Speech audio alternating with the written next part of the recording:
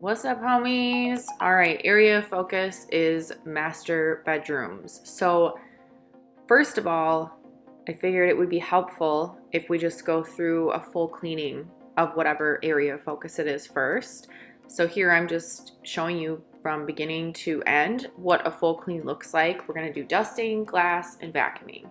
And then the second part of this video is going to be the area of focus and the things that we are going to look for and check. So because I'm showing you a full demonstration of how the room should be cleaned in the first place, you're going to see some of those points already hit in the walkthrough checklist that you would want to follow. Some of the areas like between nightstands, for example, I'll show you that in this front half of the video, but the other stuff we did not cover, I will go over in the second half. So normally I would take the Swiffer extender and I would go where the wall meets the ceiling and go all the way around first. And then once I got back to my starting point, I would do all the stuff you're seeing me do here. However, I did it a different way because I know that some leads do it this way, some leads do it other ways. So I'm trying to show different methods.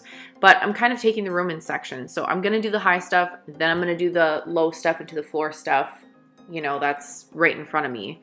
And just take the room section by section like that. But I just want everybody to observe how detailed I'm being here. I'm following the ceiling wall all the way to the corner, walls down walls. You'll see me go take the Swiffer all the way to the baseboards, shades, bulbs, every part of the lamp. I just want you guys to be aware of how detailed we are supposed to be and what our standards are as a company. Our clients expect excellence because that's what we advertise to them. If we advertised anything less than that, they'd find another cleaning company. Our ability to reach and maintain consistent excellence in our work is the main thing that will ensure the success of this business.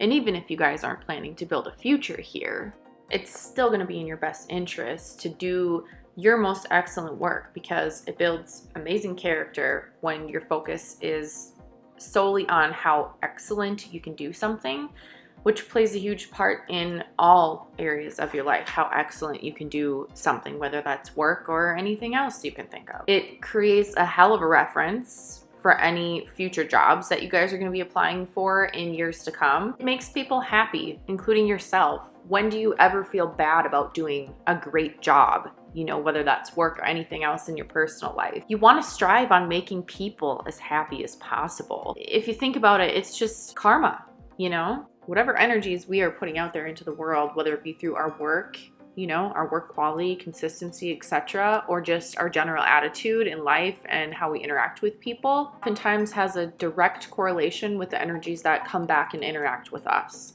Doesn't really matter what creed you have, beliefs, any of that. It's just kind of a fact of life. And I think that we've all experienced that before.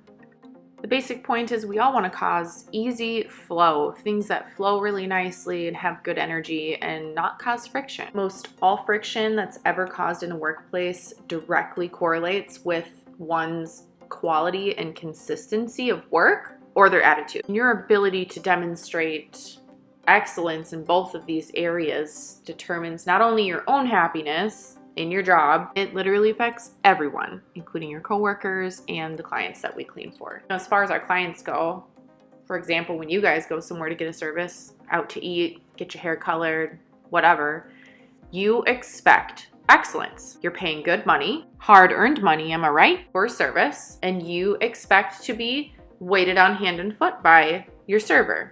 And you expect them to get your order right, to not miss little things. Everyone says you get what you give. Honestly, that saying has never ceased to prove itself to me in my 36 years. All right, my motivational moment is done now.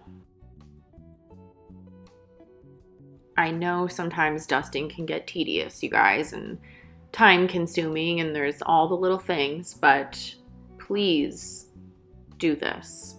It just makes such a difference. And it's oh so obvious if we're not picking up, all the items and dusting underneath them. And here's even a little tip for dusting, stones or like little things on a tray like that. It's how I move them around and dust around them.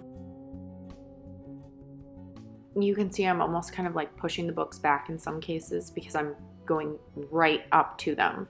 No, I don't expect you to take the books off. Just do what I did here, and even those little things. So there was little like lips on the bottom of the bookcases.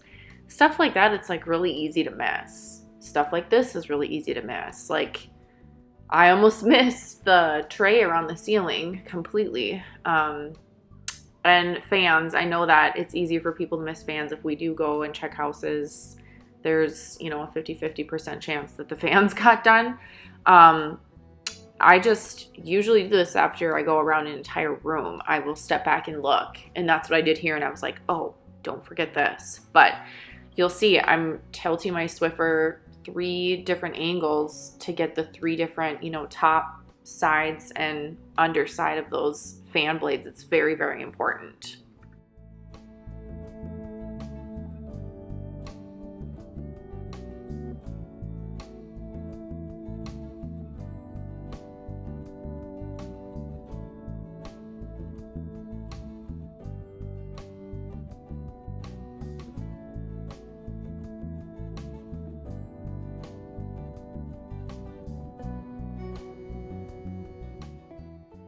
And going into the closet now, I'm going to point to the few areas that I'm actually going to be able to reach the ceiling part. Otherwise, you can't reach it. And it's pretty much like that at every house that we do. So quick demo of that. And then I'm going to show you what I dust in a closet, because to be honest, I'm not really sure how much it's even been demonstrated. Like, did y'all know you're supposed to do those things? And then these shelves, like, I don't move anything in a closet, but I will go right up to the things, I'm going right up to everything. So the closet is the exception. You don't have to pick up stuff and move it. You can just go right up to it. In any other scenario, in any other room, please lift up, the knickknacks and all that stuff and go under them.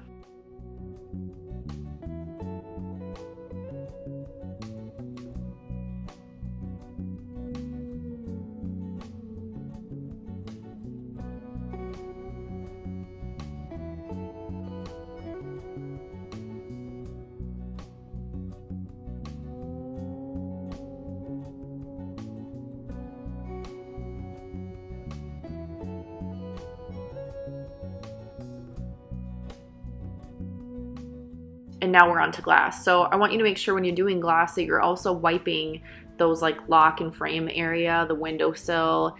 You want to do all that when you do glass, not just the glass. Light bulbs, wiping the lamps down. And I did hop up on this bed to do the window behind there. But, in the walkthrough and stuff, I'm going to be straightening up the bed anyways. And if you do hop up there, just straighten it back out when you hop down. You know what I'm saying? I would really just keep an eye on all like picture frames and stuff, but like this big one, I just looked and there was like a couple spots on it. You want to just make sure you're looking at all glass, anywhere you can find the glass. Summer and non-freezing months, make sure you check the outside of sliders too, but I mean, this one doesn't have a deck on it yet, so you can't really tell, but I am holding this mirror still, like with my other hand, so it's not like wobbling or anything. And then here's me going angle, looking down and stuff. You have to look from multiple angles, especially with mirrors. Now we're on to vacuuming. So remember, if you can go under stuff, please go under stuff. You're just gonna use that lift away option, and that's great. Now here's one of the walkthrough area checklist things, making sure we're using the wand between nightstands. You can see I used it around like the feet too and everywhere. It's very, very crucial. The couple houses that I have been cleaning lately, I have noticed that there's like a lot of buildup between some of them. And then just making sure when you vacuum, those lines are as straight as possible. You don't want it to be like, looking like circular patterns everywhere. You want it to be as uniform as possible. And this is a show of how detailed even in the closet, like go up to stuff. I don't expect you to pick all their crap up and move it. That's not going to happen in a closet, but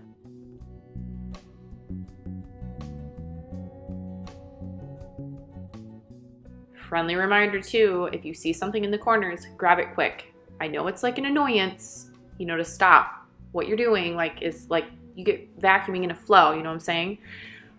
But dude, it's so important, because those little things that you're seeing in the corners and all the edging and stuff, the clients are seeing that too. And, the excellence things comes up, like they could vacuum and just go right past that stuff, but They're not paying themselves to clean. They're paying us to clean. They're paying us for a professional service. So it is super important that we just take that extra, 10, 20 seconds that it's going to cost time-wise and just do it. I just realized I lost this one little clip because you'll see me stop. That's where I went to do the wand between the nightstands and all that stuff, and it's just gone, and now here's the end of the room.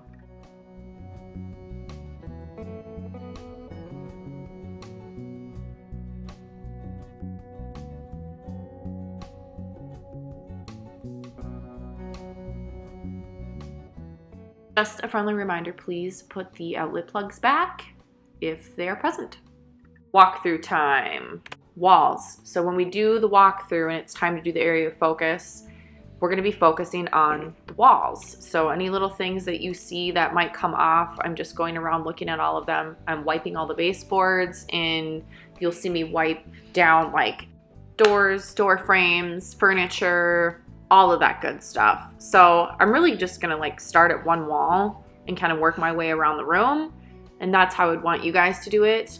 If you see me jumping around at all here, it's just solely for the purposes of like the training and showing you the different categories. But generally you're just gonna want to do everything: woodwork, baseboards, walls, vents, furniture, like especially nightstands and headboards.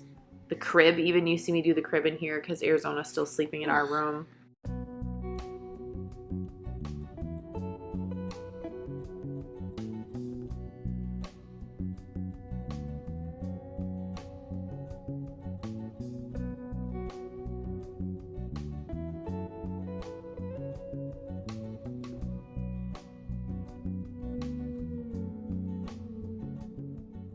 So I know that I'm sort of like a minimalist in the fact that I don't have many things on anything, including like the bookshelves. Like you see nothing on like the bottom two shelves, and you don't see a lot of stuff on the nightstands. It's because of like my children, the small children that grab everything and want to tear it apart. I can't have anything on those levels.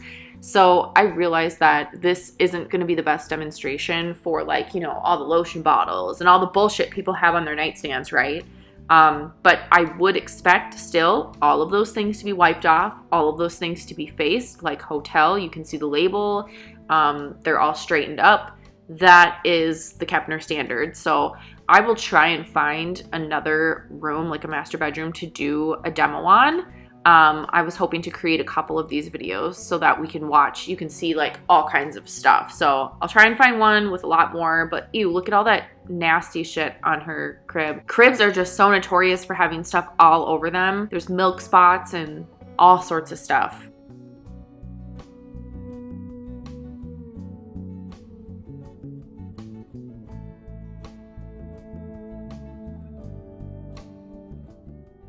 Walk through stage. I noticed that I didn't fold the blankets in her crib, so I'm gonna do that. However you want to fold that shit, I don't care. Just make it look cute. Some people fold the blankies and like put them in the cribs or lay them on the rail of the crib.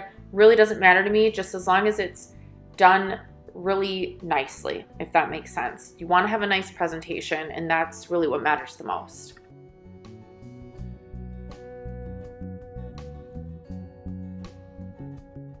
Door tracks should be watched especially close in kitchens and basements. I think they get the dirtiest there. But look, so I'm looking through all of the bookshelves right now and all that stuff, and see these little corner areas? Like you wouldn't think, maybe some people wouldn't think to look there, but there's dust hiding everywhere. Again, excellence. This shit, we're going the extra mile basically is what we're doing. So I'm checking in the corners of there, and all of those, there's like water spotting that gets on the window frames and just dirt, you know what I'm saying? They get really a lot of buildup over time. Here I'm looking at all the pictures like from every angle, and I didn't see any spots, so that looked good to me. I'm checking behind all the nightstands. I'm checking the light fixtures. I'm checking the bedding, and I didn't like that because it wasn't even. So I'm gonna go back and fix it and straighten it up. We had to straighten it up anyways because I hopped up on it, to get that window. I'm looking to make sure that they're straight there. And see, even like where the pillow openings are, I like them either facing the same direction or both facing the opposite direction. And if the pillow like cases are too long, I don't leave them like that. I curl it under so you can't see that. Look at how much nicer that looks, nice and fresh. And then I'm making sure that that part of the blanket was straight on the bed. So every bed's gonna be different, but here's the finished product, y'all. It looks great. We went through all the things, and thanks for watching. And don't forget to shut the lights off when you do any walkthrough.